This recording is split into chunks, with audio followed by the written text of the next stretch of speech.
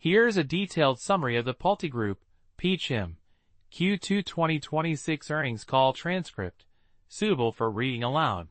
Good morning, everyone, and welcome to the PulteGroup Incorporated Q2 2026 earnings conference call. I'm Operator Name, and I'll be your conference operator today. We'll now turn the call over to Jim Zoomer. Jim, please go ahead. Thank you, Jordan. Good morning.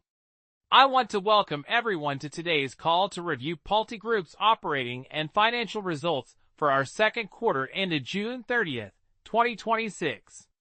Joining me on today's call are Ryan Marshall, President and CEO, and James Osowski, Executive Vice President and CFO. A copy of our Q2 earnings release and webcast presentation are available on our corporate website at PulteGroup.com. Please note that today's presentation includes forward-looking statements, and actual results could differ materially. The most significant risk factors are detailed in our earnings release and SEC filings. Now, I'll turn the call over to Ryan Marshall, our President and CEO. Ryan? Thanks, Jim. Good morning. I'm extremely pleased with the operating and financial results PulteGroup delivered for both our second quarter and the first 6 months of 2026. Key highlights from Q2 2026: net new orders increased by 6% year-over-year, with growth across all buyer groups, notably a 12% increase in active adult orders and a 5% increase in first-time buyer orders. Build-to-order transition: we're successfully transitioning back to build-to-order, which now represents 45% of new orders, up significantly from 39% year-to-date last year. This is a testament to our recovered build cycles and our operating model that caters to buyers seeking choice. Spec inventory reduction: finished spec inventory dropped to a lean 1.3 homes per community, a substantial decrease from 1.9 homes per community at the end of Q2 2025. We've intentionally managed our starts pace to align with sales, with starts intentionally below orders in the first half.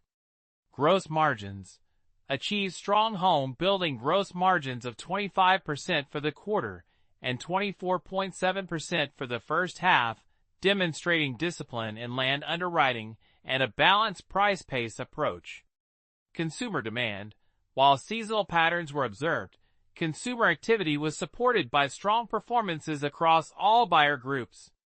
We're seeing buyers willing to pay for superior locations and desired upgrades, with options and lot premiums on closed homes approaching $107,000.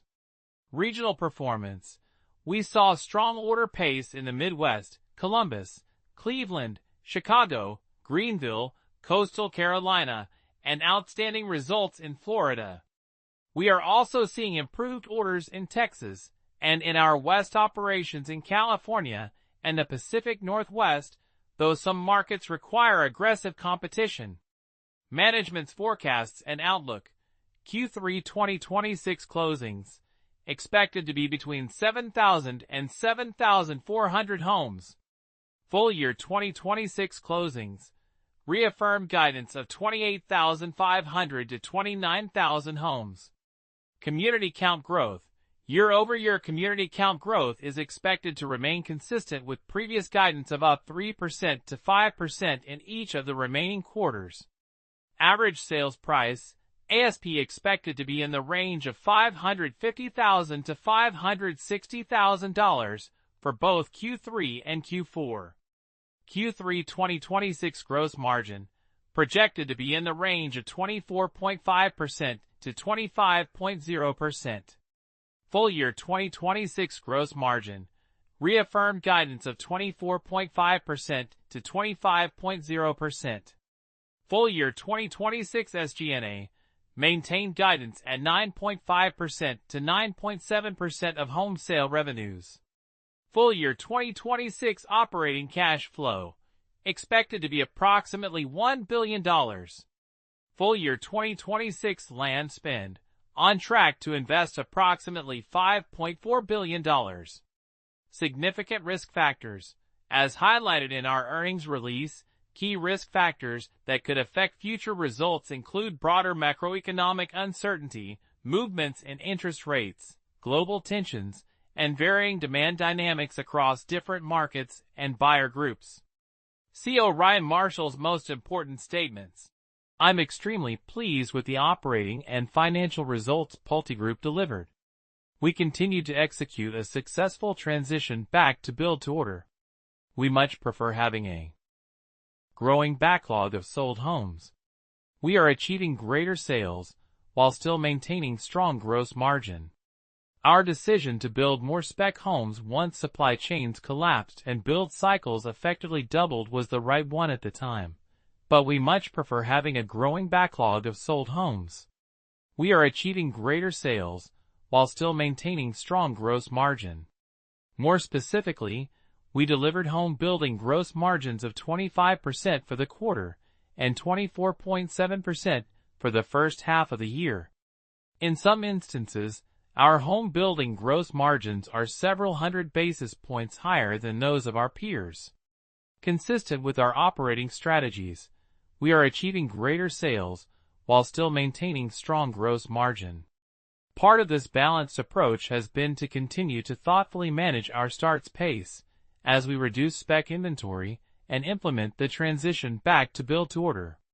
The biggest positive remains the fundamental benefits we realize from our strategic business model and our unmatched business platform.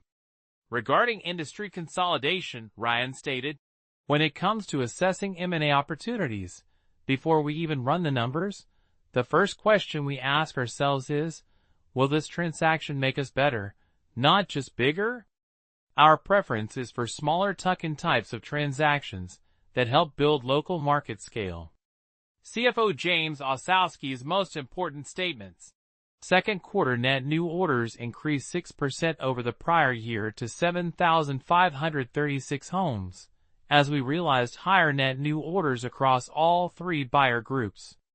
The value of orders in the period also increased, gaining 5% to $4.1 billion. At the end of the second quarter, our backlog totaled 10,966 homes, with a value of $6.8 billion. We ended Q2 with 14,980 homes in production, of which 44%, or 6,638 homes, were spec. Relative to this time a year ago, we successfully lowered our total spec inventory by approximately 1,000 homes, or 13%. For the second quarter, the company generated home sale revenues of $3.8 billion, compared with home sale revenues of $4.3 billion last year. The decrease in home sale revenues in the second quarter reflects an 8% decrease in closings to 6,997 homes, along with a 3% decrease in the average sales price to $544,000. For the second quarter, we reported gross margin of 25%, a sequential increase of 60 basis points from Q1 of this year. I would also note that incentives in the quarter were 10.4%, a sequential decrease of 50 basis points from the first quarter of this year. Q2 mortgage capture rate was 85%, which is comparable to the second quarter of 2025. Net income for PulteGroup's second quarter was $472 million, or $2.48 per share. In the second quarter of last year, we reported net income of $608 million, or $3.03 per share.